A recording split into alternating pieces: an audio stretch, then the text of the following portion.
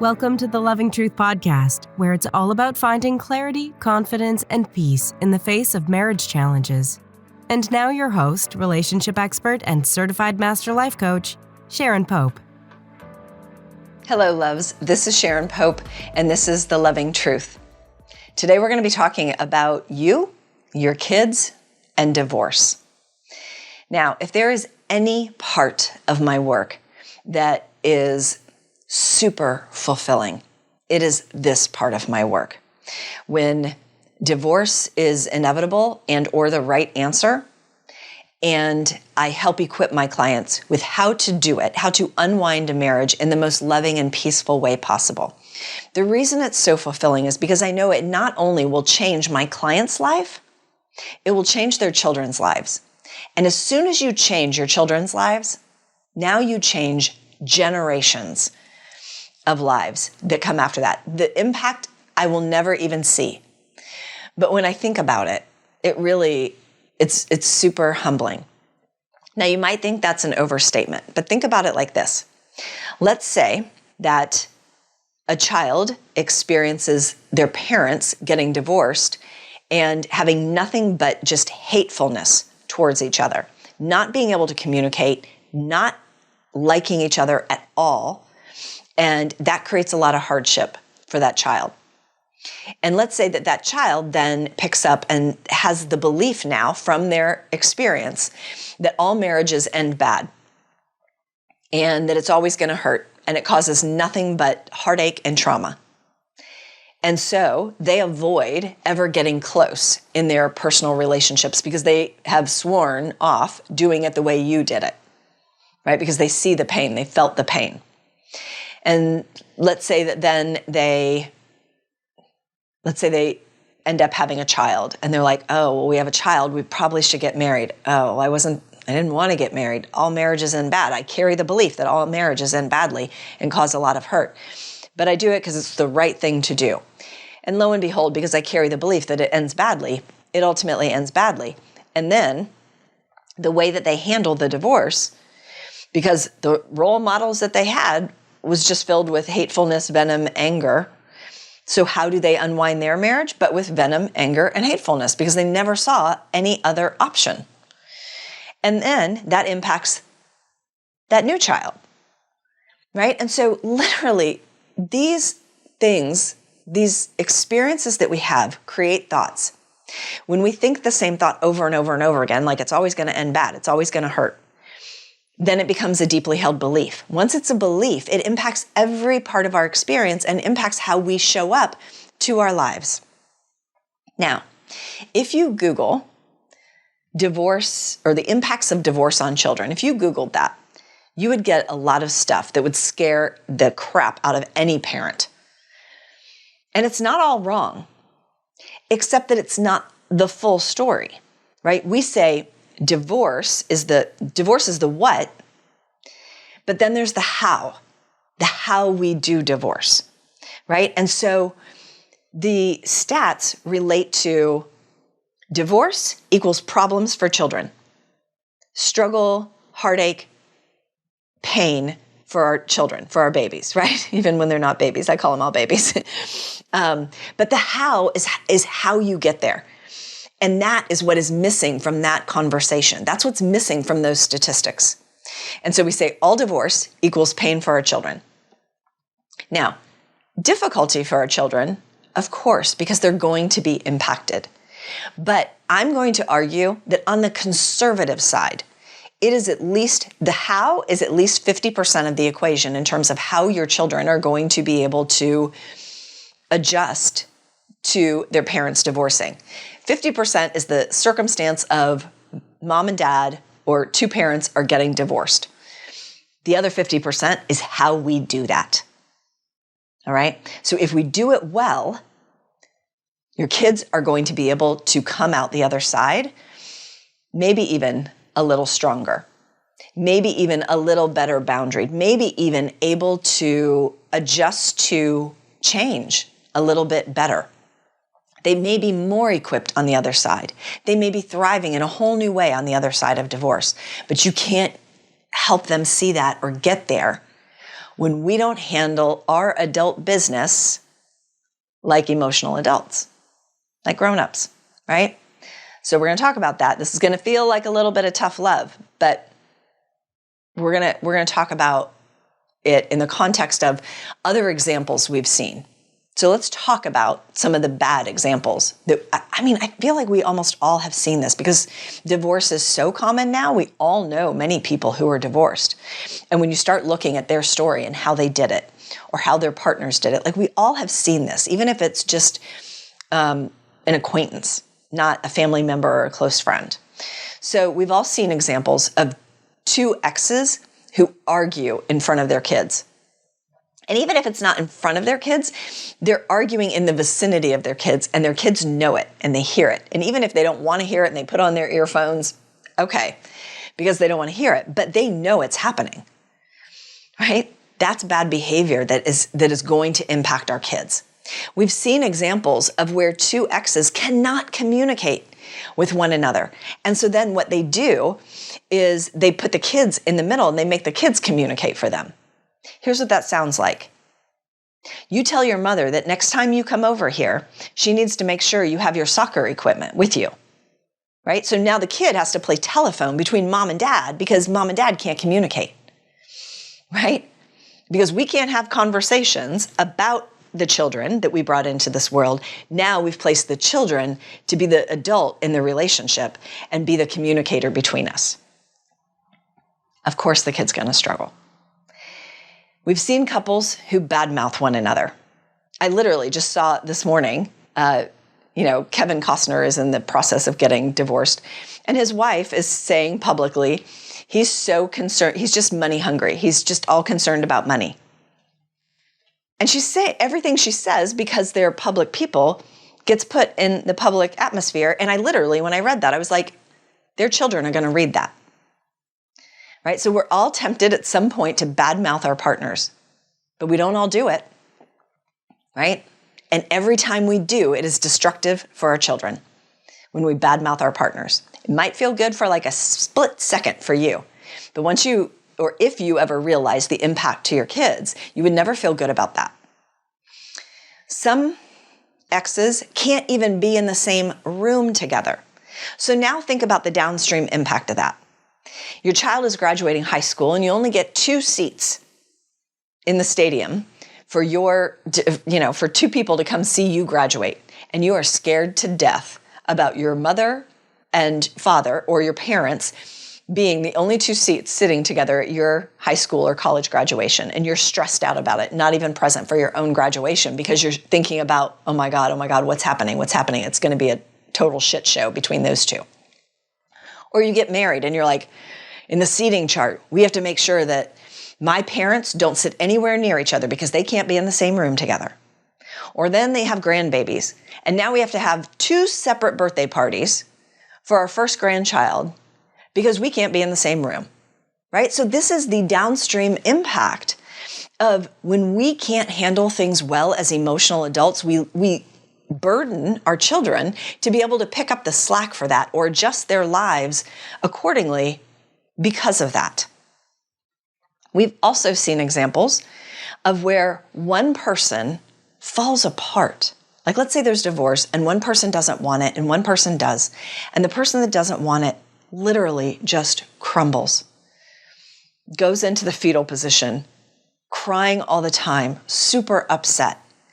Well, so any child does not want to see their parent shattered, right? It automatically puts them into caretaker and parent mode of their parent. So now we've swapped roles and we didn't even do it intentionally, right? And if you are their stability and you're crumbling, now they're not stable. Now they're not safe. And what it also does, and this is the tragic part, is that when one person is crumbling, well, now the child is looking at that and saying someone has to be to blame, and you're the one that made this decision, and so you must be the one to blame. And so now they're the victim, the one that's crumbling and sad and crying all the time is the victim, and the one who made the decision is the villain.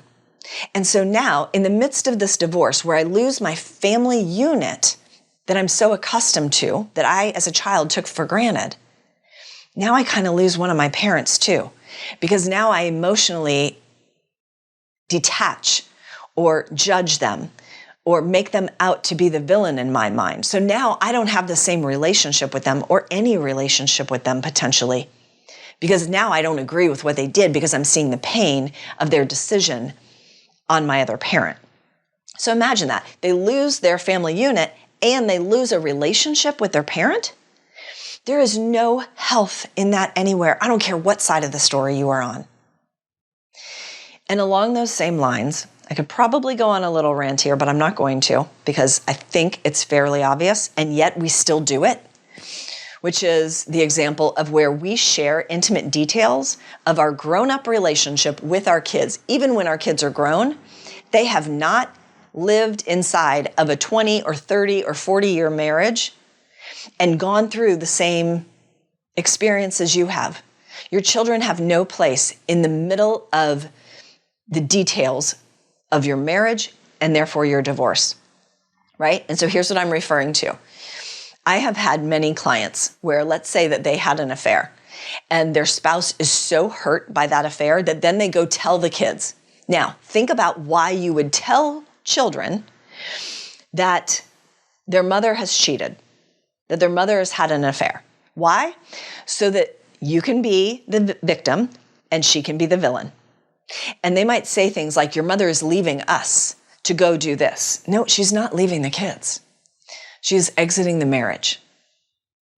But you're bringing the kids in as a point of manipulation to try to change the decision, change the outcome by getting the kids to guilt her.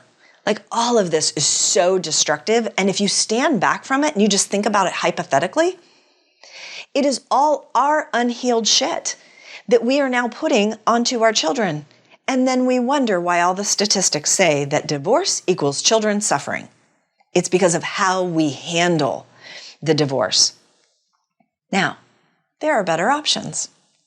I'm going to give you some of those options. I'm going to give you some of those tools to help you do this better, okay? Because sometimes divorce is inevitable and sometimes it is the right answer for you and your marriage and even your family. It can be the right answer, but how you handle it will have a direct impact on how your kids come through this, okay? And how much or how little they struggle with this change. Now, almost every parent on the planet says, I would do anything for my children. I would walk in front of a bus for my children. Almost every parent would say that. If you're a parent, would you agree with that? You would do anything for your children. Okay, now I'm going to ask you some hard questions. If you would do anything for your children, if you would walk in front of a bus for your children, then are you willing to have a hard conversation with your soon-to-be ex for your children? Yep, it's uncomfortable. Yep, it might even cause some big emotions on your part or their part. But so that your child doesn't have to be the moderator between two adults, are you willing to have the hard conversation? Are you willing to see a coach or a therapist so that you can process your thoughts and your emotions as you're navigating what is one of the top 5 stressors you will ever face in a lifetime, which is divorce?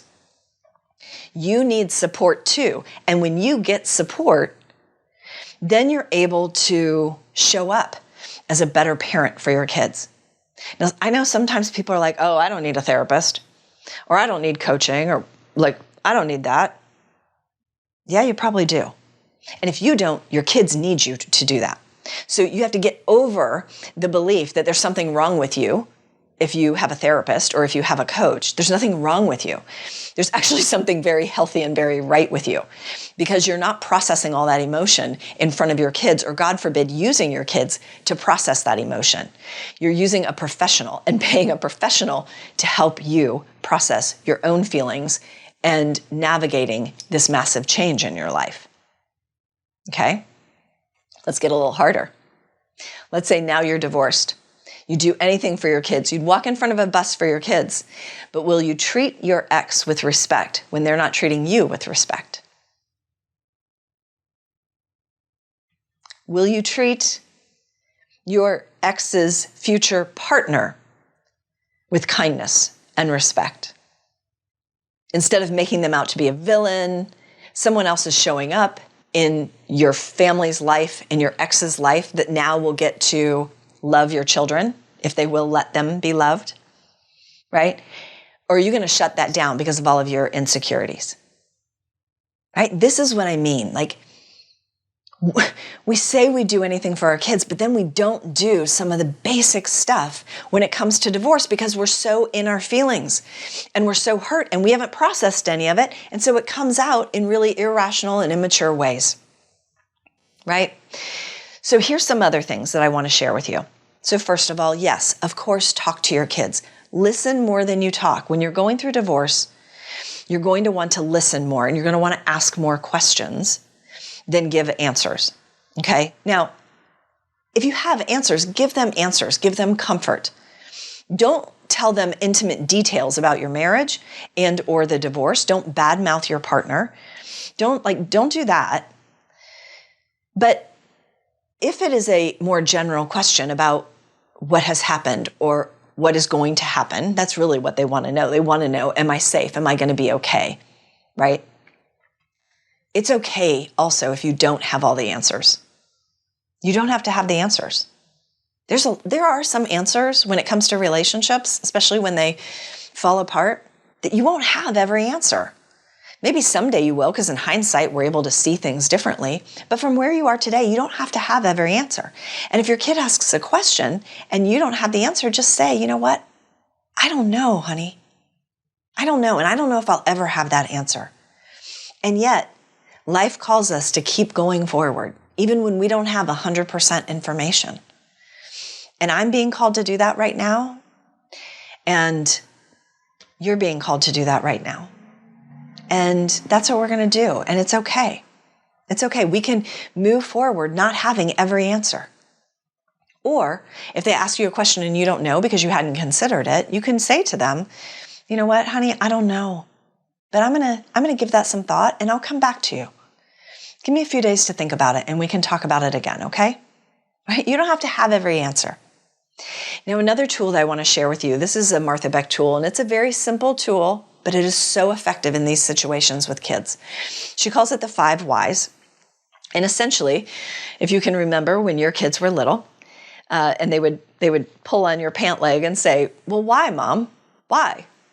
Well, why does this happen? Why? And they just keep asking why, until you're finally like, because I said so. We're going to apply that same sort of philosophy here, okay? Because what they're going to present as where they're struggling with the divorce is not necessarily going to be the real thing that's going on for them. So I'll give you an example, and this is a real example. A mom was talking to her child, and the child was like, I don't want you to get divorced.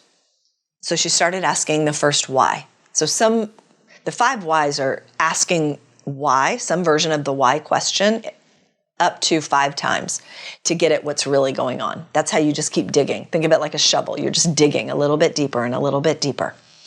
So the child is like, I don't want you and Dad to get divorced. And she's like, okay, darling. I mean, I understand that. We don't actually want it either. This is not easy for us. But tell me, why will it be so bad if we're divorced?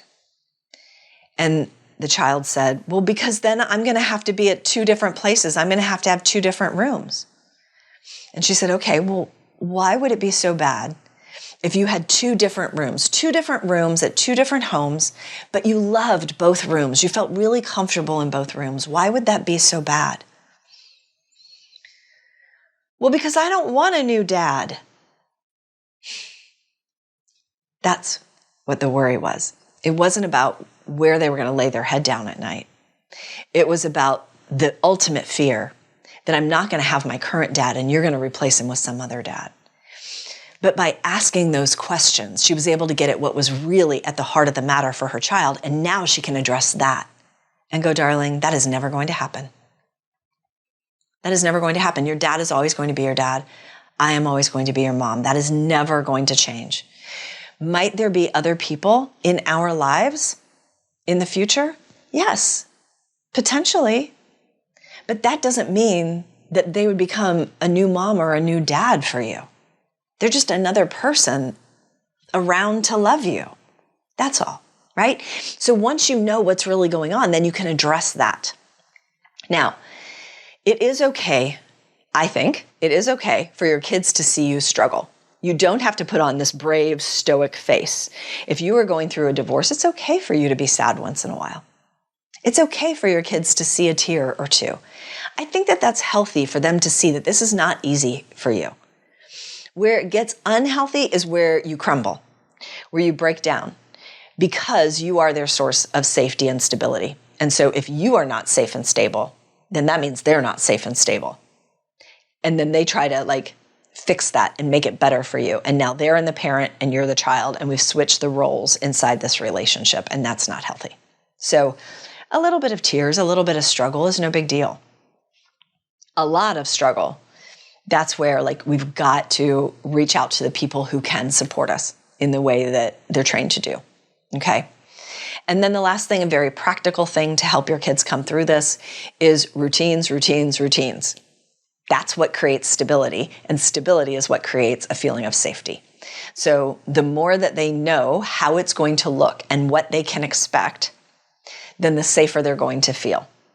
So I always tell people, I want you to make 2 lists. One is a list of all the things that will change when we divorce for your kids. This is from your kids' perspective.